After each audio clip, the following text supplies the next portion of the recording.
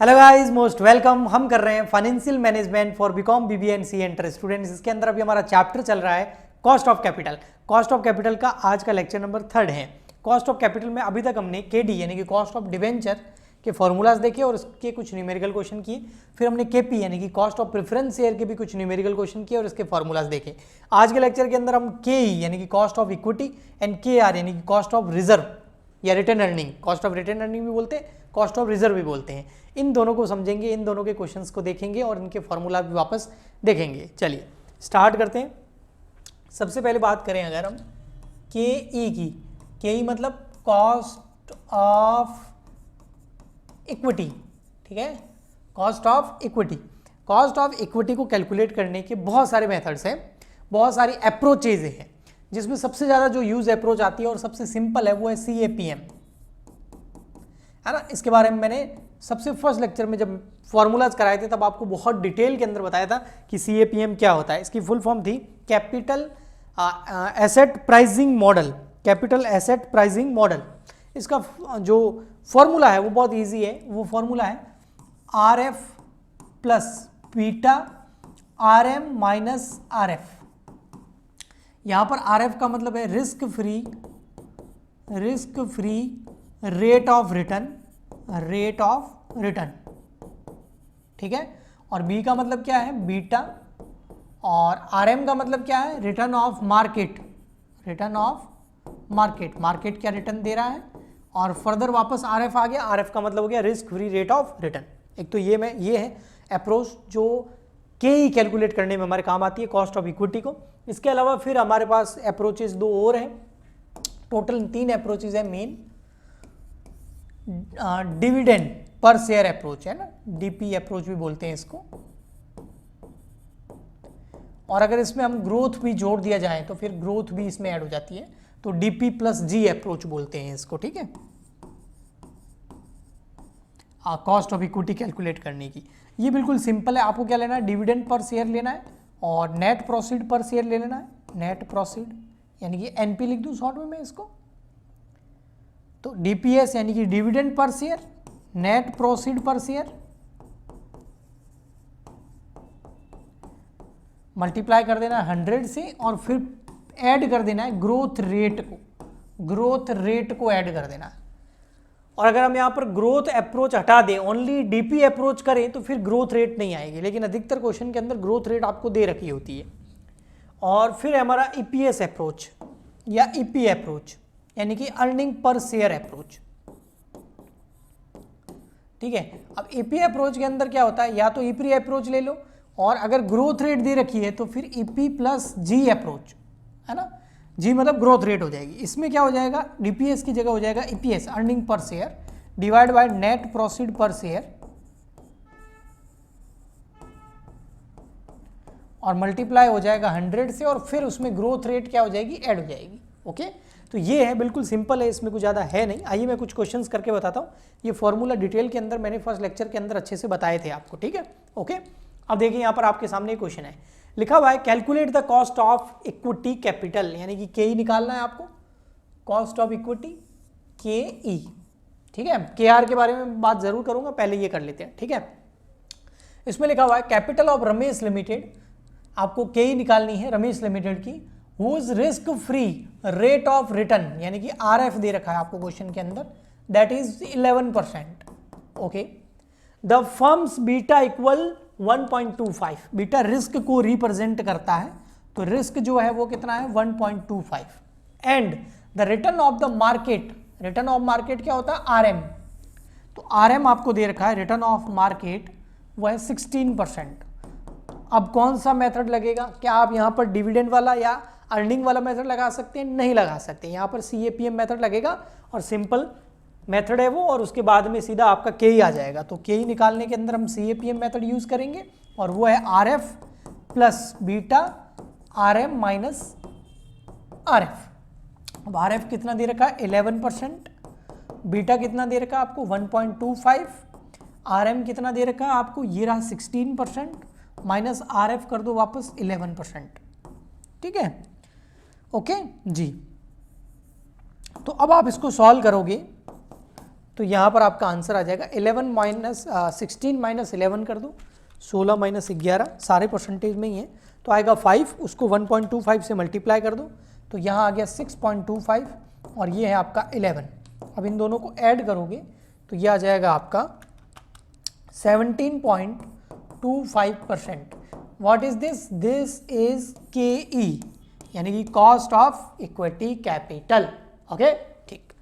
अब हम बात कर रहे थे KR के बारे में। देखो हमने दो चीजें देखी थी, थर्ड नंबर KE देख लिया, अब KR देखो। KR मैं बता देता हूं, फिर इसके भी क्वेश्चन कर लेंगे अपन।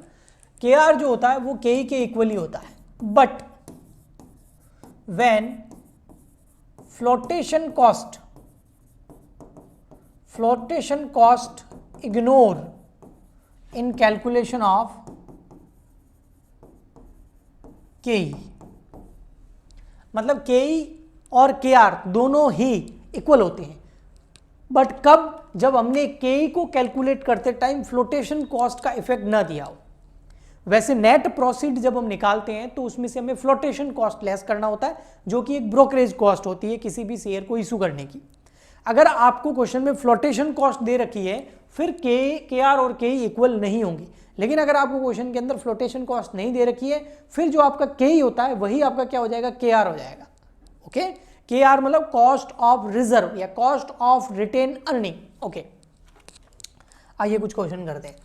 यहां पर एक क्वेश्चन दे रखा है, XYZ limited paid dividend 2 rupees per share. तो यहां पर आपको डिविडेंड दे रखा है, यानी कि DPS डिविडेंड पर शेयर दे रखा है 2 रुपीज। ओके, लास्ट ईयर, अच्छा ये लास्ट ईयर का है बेटा, है ना, लास्ट ईयर का, ये ध्यान रखना बेटा, करंट ईयर का होना चाहिए हमारे पास dividend. Okay, it expected to grow 10%। अगर करंट ईयर में हम DPS देंगे तो कितना देंगे? ये तो लास्ट ईयर का है, करंट ईयर का कितना देंगे? करंट ईयर में हम DPS कितना देंगे? डिविडेंड पर शेयर कितना? 2 रुपए देंगे? नहीं, क्योंकि ग्रोथ रेट कितनी है? 10% है, तो 2 + 10% कर लो, तो 2 में आप 10% ऐड करोगे, तो अगर करंट ईयर में हमको डिविडेंड देना पड़ता है तो 2.20 रुपीज देते। तो जब भी आपको लास्ट ईयर का अगर डिविडेंड दे रखा है तो हम उससे करंट ईयर का डिविडेंड पहले कैलकुलेट करेंगे।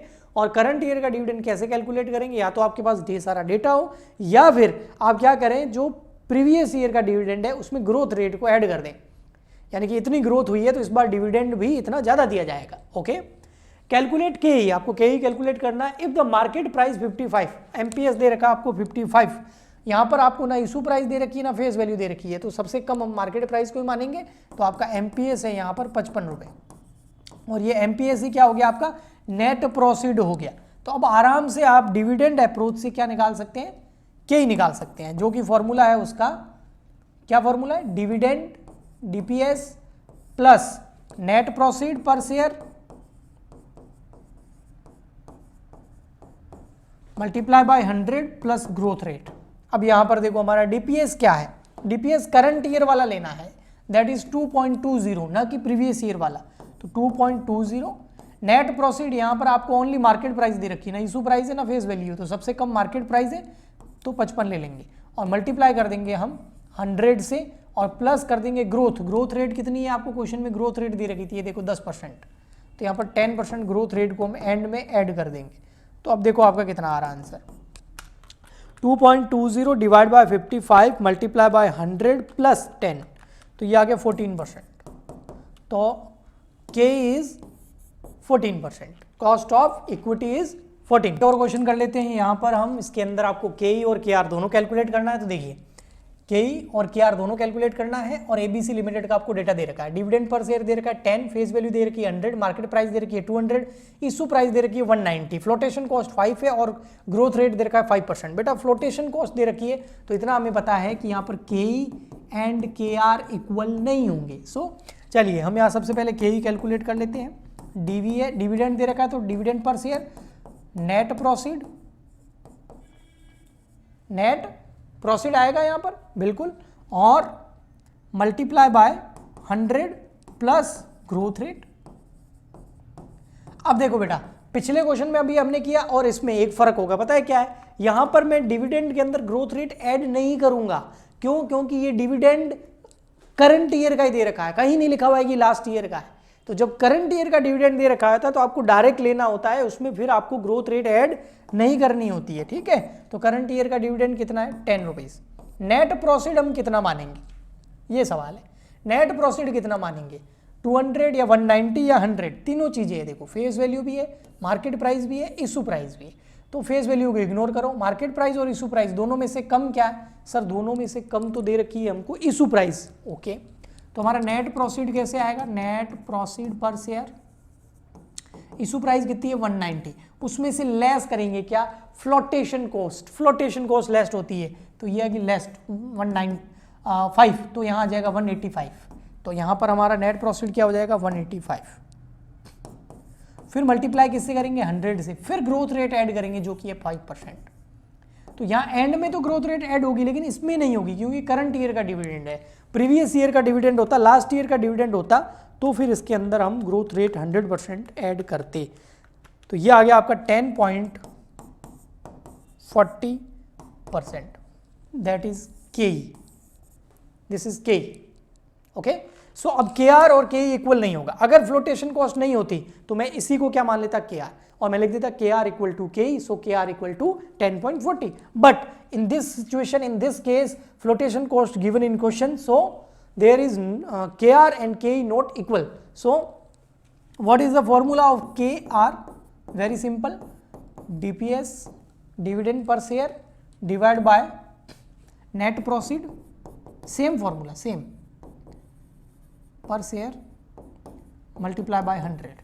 So what is the change in this formula when we calculated KR and flotation cost given in question? So dividend per share same 10, but net proceed change, when flotation cost given in question, then we assume net proceed equal to issue price, that is 190, and we not deducted flotation cost from issued price, so net proceed is 190.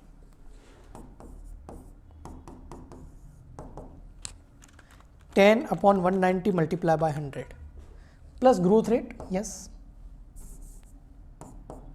that is 5%, yes, so this is 10.26%. okay, so this is KR and this is that is KE. okay, ठीक है। सो I hope आपको समझ में आया होगा अच्छे से। मिलते हैं नेक्स्ट लेक्चर में। प्लीज़ ज़्यादा से ज़्यादा वीडियोस को शेयर कीजिए अपने फ्रेंड्स के साथ ताकि उनकी भी हेल्प हो सके एंड हमें भी सपोर्ट मिल सके, और कमेंट करके जरूर बताइएगा आपको कैसा लगा हो। मिलते हैं नेक्स्ट लेक्चर में, आज के लिए इतना ही, तब तक के लिए गुड बाय, थैंक यू।